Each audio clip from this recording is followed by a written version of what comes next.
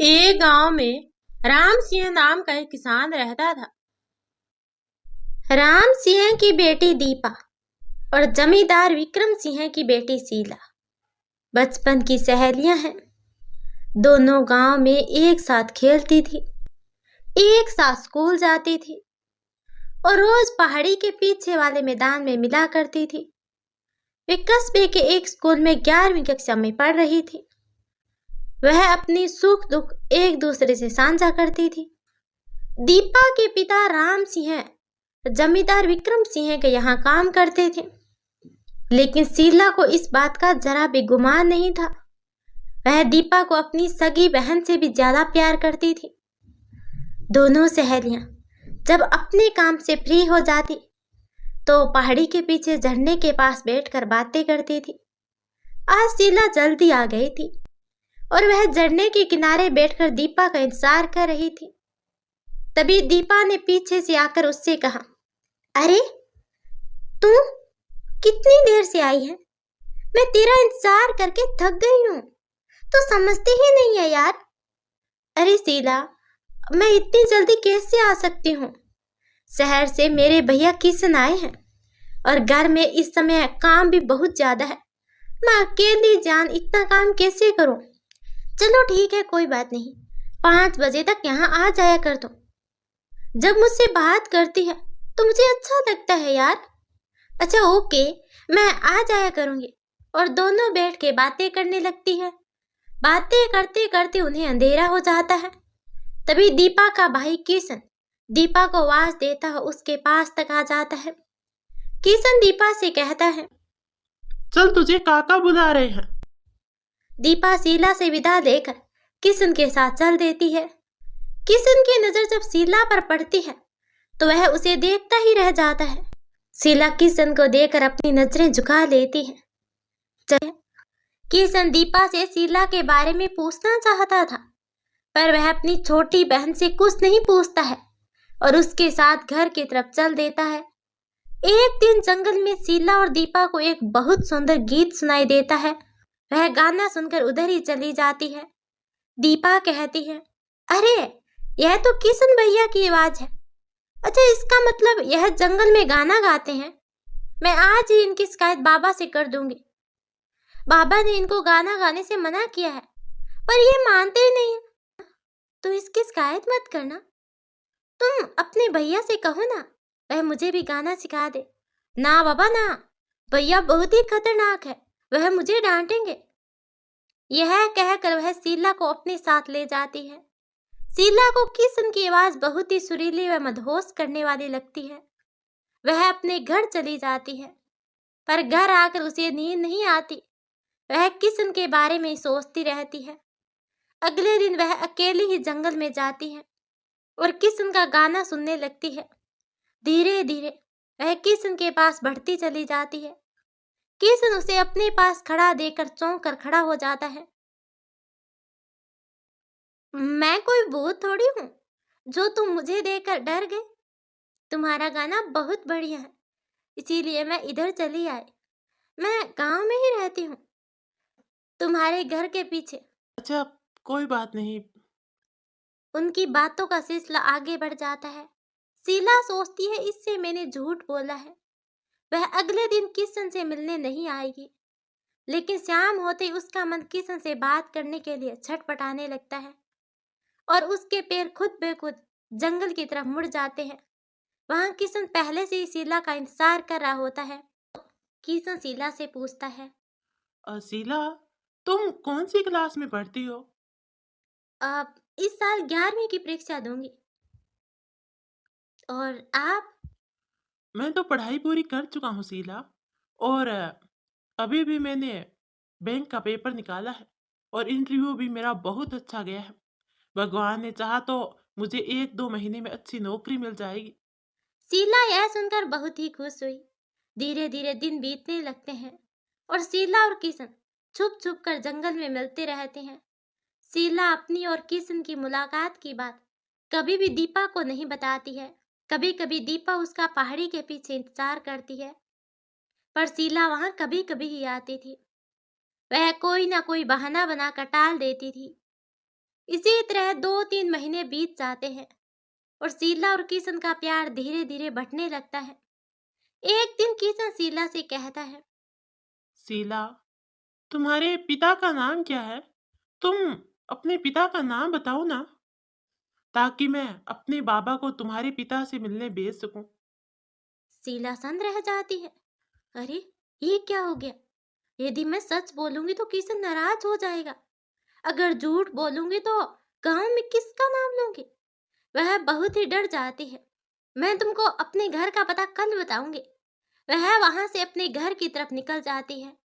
शीला दौड़ती हुई दीपा के पास जाती है और दीपा को सारी बात बता देती है। दीपा कहती है, हे भगवान, तूने यह क्या किया? अब क्या होगा? तू जा, अपने घर वापस चली जा। भैया को मैं संभाल लूंगी। शीला अपने घर वापस चली जाती है। अगले दिन किशन उसका जंगल में इंतजार करता है। वह जंगल में नहीं आती तो किशन बेचैन होने लगता है। वह परेशान हो जाता है। क्या करूं अब? शीला तो मुझे अपना घर का पता भी बताकर नहीं गई। इतने बड़े गांव में उसको कैसे ढूंढूंगा? आज दीपा और शीला पहाड़ी के पास बने मैदान में मिलती है। शीला दीपा से पूछती है, तुम्हारे भाई किशन का क्या हाल है? भैया ठीक है, पर तुम्हें लगातार ढूंढ रहे हैं। मैं उनकी परेशानी जानती हूँ, लेकिन मैंने तब भी इस बारे में उनसे कोई बात नहीं की। किशन भैया हर रोज जंगल में जाकर उसी जगह पर तुम्हें ढूंढने लगते हैं। दीपा, हाल तो मेरा भी खराब है, पर मैं उनको कुछ बता नहीं सकती। पर तुम अपने भैया का ध्यान रखना। फिर दोनों सहेलियां अगली बार मिलने का वादा करके वहां से अपने घर चली जाती है। शाम को किशन दीपा से शीला के बारे में पूछता है। भैया, मुझे नहीं पता। वह तुम्हारी सहेली है और तुम्हें नहीं पता? नहीं पता भैया। राम सिंह की तबीयत खराब हो जाती है। जब 2-3 दिन दवा खाने से भी बुखार नहीं उतरता तो किशन राम सिंह को काम पर जाने से मना कर देता है। काका, आप काम पर मत जाइए। पर बेटा, मैंने 20 साल से बिना छुट्टी लिए काम किया है। जमींदार साहब क्या सोचेंगे? फिर मुझे दीपा की भी शादी के लिए रुपए जमा करना है। अगर बहुत जरूरी है तो तुम्हारी जगह मैं काम पर चला जाता हूँ। तुम हवेली में क्या काम करते हो काका? मैं जमींदार साहब के जानवरों की देखभाल करता हूँ। काका, जब तक आप ठीक नहीं हो जाते तब तक मैं काम पर जाऊंगा और आप घर में आराम करेंगे। पर बेटा, तुम तो पढ़े लिखे हो, तुम कैसे काम करोगे? बाबा, 2-4 दिन की तो बात है, फिर तुम ठीक हो जाओगे और तुम काम करने लगना। जब मेरी नौकरी लग जाएगी तब मैं आपका काम करवाना बंद कर दूंगा। अच्छा ठीक है बेटा, जैसी तुम्हारी मर्जी। अब तुम बड़े हो गए हो, मेरी तो सुनोगे नहीं। अगले दिन सुबह ही किशन जमींदार विक्रम सिंह के घर काम करने पहुंच जाता है। किशन को देखकर विक्रम सिंह उसे पहचान नहीं पाता। किशन बताता है, मैं राम सिंह का भतीजा हूँ। काका की तबीयत खराब है, इसीलिए उनके बदले मैं काम करने आया हूँ। अब तक तुम्हें गांव में तो कभी नहीं देखा। मेरे माँ बाबा बचपन में ही चल बसे। मेरे चाचा ने ही मुझे पाल पोस कर बड़ा किया। उन्होंने मुझे शहर में पढ़ाया लिखाया। मैं ज्यादातर शहर में ही रहा हूँ। अभी कुछ दिन पहले ही गांव आया हूँ। अब जल्द ही नौकरी लगने वाली है।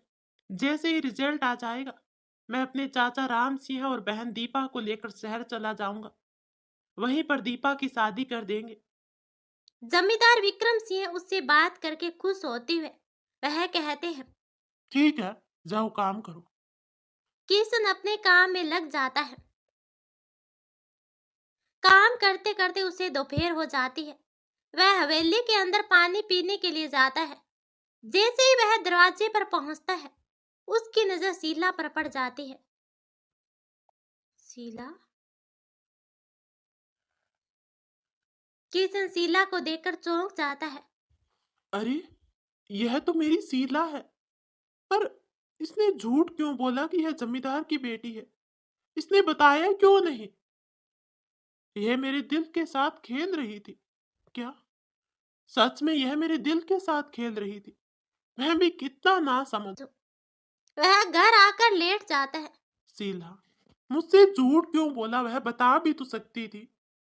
किशन मन ही मन शीला से गुस्सा हो जाता है। तभी वहां पर दीपा आ जाती है। दीपा बहुत ही डरी हुई होती है। भैया, खाना लगा दूं? किशन दीपा से कहता है। क्या तुझे शीला ने मना किया था? दीपा कुछ नहीं बोलती। वह किशन को बताना चाहती थी, शीला को तुम्हारे गाने बहुत पसंद थे। वह तुम्हें बहुत चाहती है, पर बड़े बाप की बेटी है। भैया, इसमें उसकी कोई गलती नहीं है, पर अपने बड़े भाई से कुछ कह नहीं पाती। किशन चुपचाप बाहर निकल जाता है। दीपा और शीला पहाड़ी के पास वाले मैदान में मिलते हैं।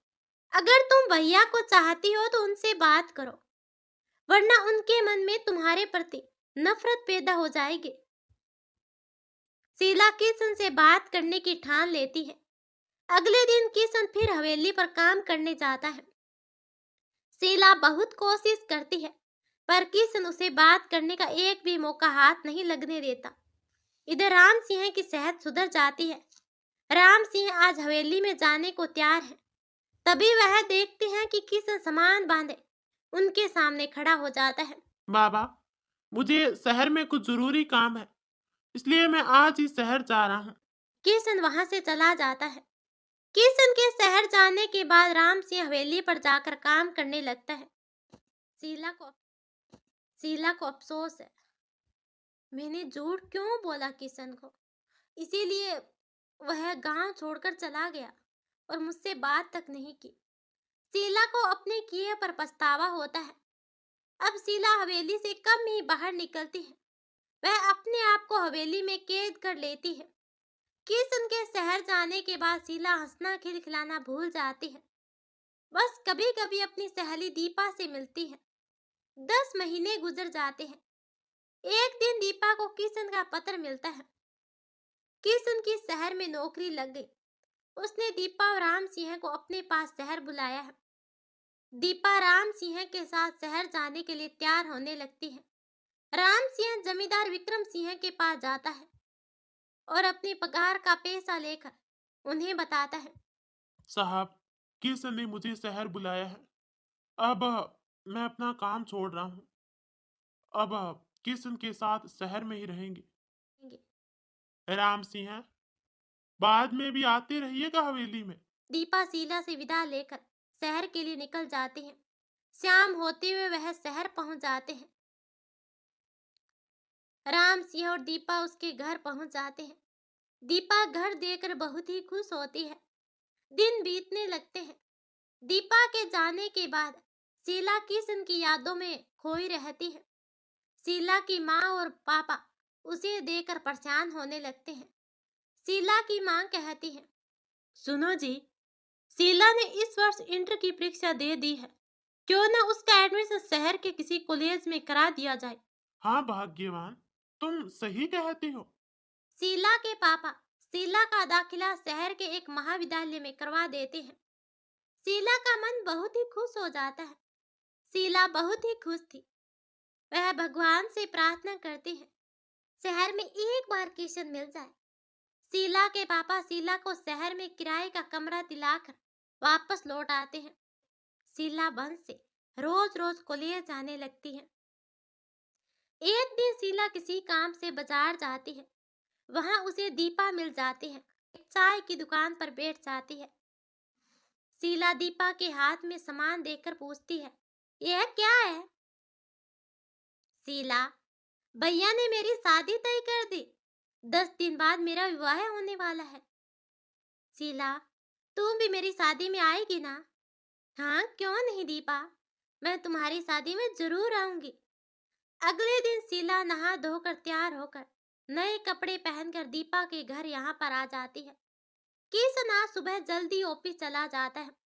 शीला मन में सोच कर रह जाती है, वह दीपा से कहती है, अब दीपा, कुछ काम हो तो बताओ। अभी 9 दिन बचे हैं, बहुत काम है, बहुत खरीदारी करनी है। तुम तो जानती हो मैं शहर में किसी को नहीं जानती, इसीलिए मुझे दिक्कत हो रही है। तुम्हारे पास अगर टाइम हो तो तुम मेरे साथ बाजार चलो ना, हमारी शॉपिंग भी हो जाएगी और हम बातें भी कर लेंगे। क्यों नहीं दीपा, जरूर चलूंगी मैं तुम्हारे साथ। दोनों सहेलियां मिलकर बाजार जाती है। इसी तरह 5-6 दिन बीत जाते हैं। शीला दीपा के घर रोज आती जाती। शीला को किशन अभी भी दिखाई नहीं देता है। दीपा कहती है, किसी भी तरह किशन भैया को अपने दिल की बात बता दे शीला। दीपा रोज ही किशन से मिलने की उम्मीद लेकर दीपा के घर आती है, पर किशन उसे किसी भी तरह नहीं मिल पाता है। आज दीपा की हल्दी की रस्म है। शीला दीपा पीला सूट पहनकर दीपा की हल्दी में आती है। महिलाएं मंगल गीत गा रही थी। तभी किसी काम से किशन अंदर आता है और शीला से टकरा जाता है। किशन शीला को देखकर अचंभित रह जाता है। वह आश्चर्य से कभी शीला को और कभी दीपा की तरफ देखने लगता है। पीले सूट में शीला परी लग रही थी और बाहर चला जाता है। शीला मन ही मन सोचती है, आज तो वह किशन से बात करके ही रहेगी। शीला किशन से बात करने का बहाना ढूंढने लगती है। महिलाएं मंगल गीत गाती है और शीला हर रस्म में बढ़ चढ़कर हिस्सा लेती है। फिर वह अपने कमरे में चला जाता है। किशन का कमरा। शीला धड़कते दिल के साथ चुपचाप किशन के कमरे में आकर किशन अपने कमरे में शीला को देखकर सन रह जाता है। तुम यहाँ क्यों आई हो? यहाँ से बाहर जाओ, यदि किसी ने देख लिया तो गजब हो जाएगा। 3 दिनों से तुमसे बात करना चाहती हूँ, तुम मुझे गलत मत समझो। पहले मेरी बात सुन लो, फिर जो चाहे मुझे सजा दे देना।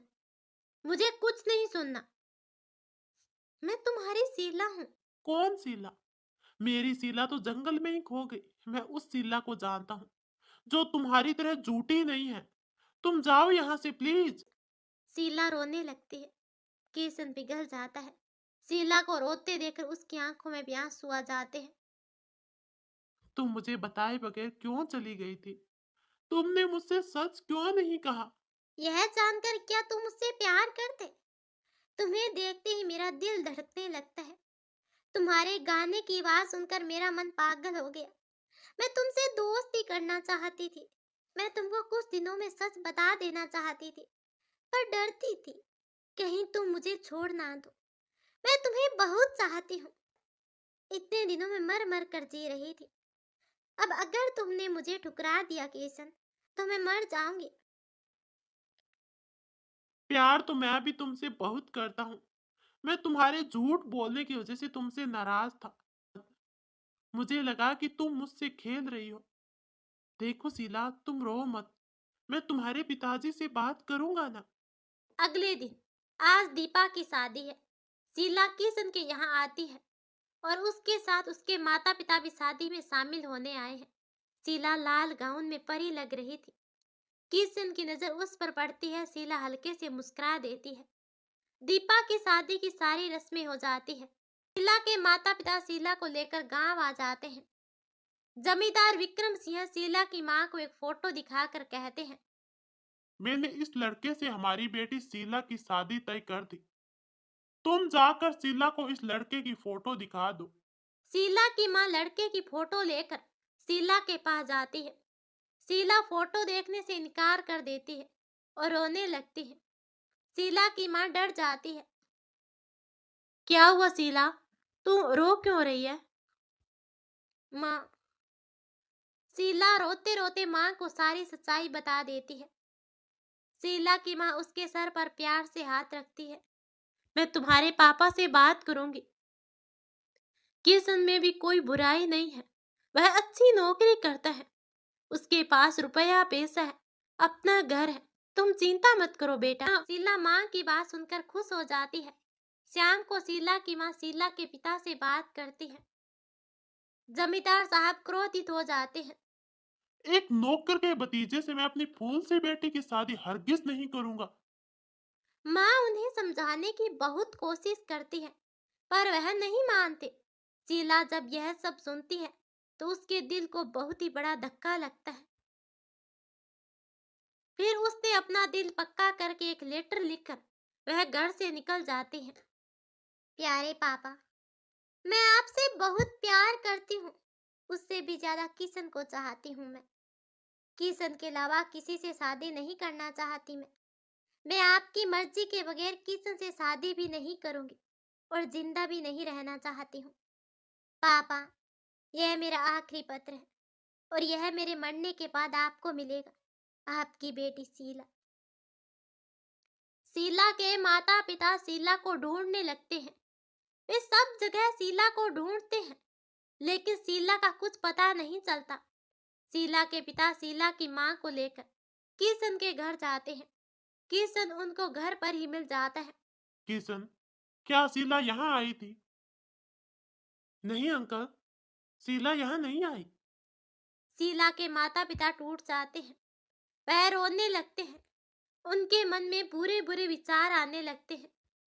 शीला की माँ रोते रोते कहती है, तुमने अपनी जिद के कारण मेरी बेटी को मार दिया। इस लड़के में भी कोई बुराई नहीं है, लेकिन तुम्हें तो अपना मान सम्मान ज्यादा प्यारा है। बेटी की तुम्हें चिंता नहीं है। यह कहकर वह फूट फूट कर रोने लगती है। अभी जमींदार विक्रम सिंह का अहम टूटने लगता है। उनकी आंखों में भी आंसू आ जाते हैं। किशन भी परेशान हो जाता है। देखिए, आप लोग परेशान मत होइए। मैं शीला को ढूंढने की कोशिश करता हूँ। वह सब वहां से निकलकर शीला को ढूंढने लगते हैं। सुबह से शाम हो जाती है, लेकिन शीला नहीं मिलती। राम सिंह जमींदार साहब को अपने घर ही रोक लेता है। जब तक बिटिया ना मिल जाए तब तक आप यहीं रहो। हम सब लोग बिटिया को ढूंढने में आपकी मदद करेंगे। किशन पुलिस में रिपोर्ट लिखा देता है और पुलिस के साथ शीला को ढूंढने निकल जाता है। शाम को राम सिंह के घर उनकी बेटी दीपा और दामाद और उनके साथ शीला भी आती है। शीला को देखकर उसके माता पिता खुश हो जाते हैं। माँ शीला को गले लगा लेती है। यह तो पागल है, मरने जा रही थी। मुझे यह पुल के पास दिख गई। मैंने जब उससे पूछा तो इसने मुझे सब सच सच बता दिया। यह घर आने को बिल्कुल भी तैयार नहीं थी। तभी मैं इसको अपने साथ लेकर अपने ससुराल चली गई और अब इसे समझा बुझा कर लाई हूँ। अब यह आपकी ही बात मानेगी, कोई जिद नहीं करेगी। जमींदार साहब दीपा के सामने हाथ जोड़ देते हैं। बेटा, तुमने मेरी बिटिया को बचा लिया। अब मैं वही करूंगा जो मेरी बेटी चाहती है। जमींदार साहब किशन के साथ शीला की शादी तय कर देते हैं। धूमधाम से किशन और शीला का विवाह हो जाता है। वे दोनों प्रसन्नतापूर्वक अपना जीवन व्यतीत करने लगते हैं।